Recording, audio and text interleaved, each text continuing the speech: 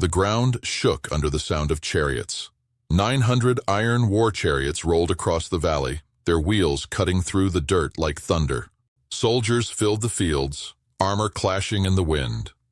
For 20 years, the people had lived under the harsh rule of a powerful oppressor, General Sisera.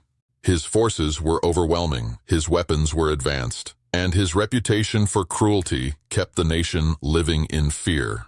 But the turning point in this story did not begin with an army. It began with a woman sitting beneath a tree. Her name was Deborah. She was a prophetess and judge of the nation. People came to her beneath what became known as the Palm of Deborah, seeking wisdom and guidance. But Deborah was not just a spiritual voice, she was also a strategist. And one day she delivered a message that would change the course of the nation.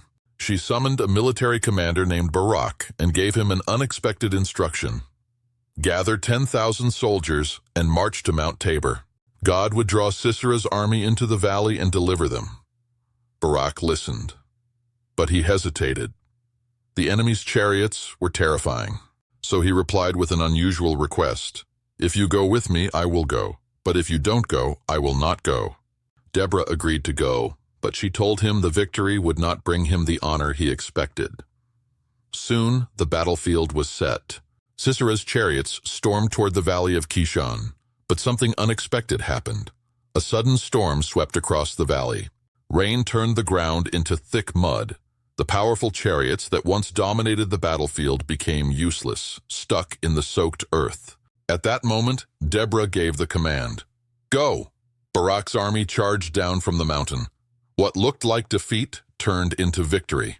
Deborah's story carries powerful leadership principles.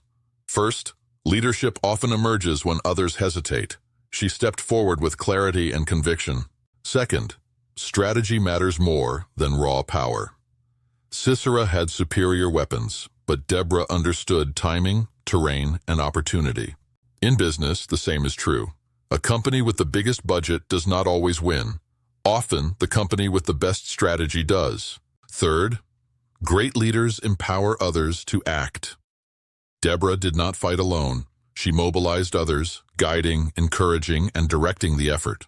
Leadership is defined by vision, courage, and the ability to move people toward victory. The most powerful leaders arise from the most unexpected places.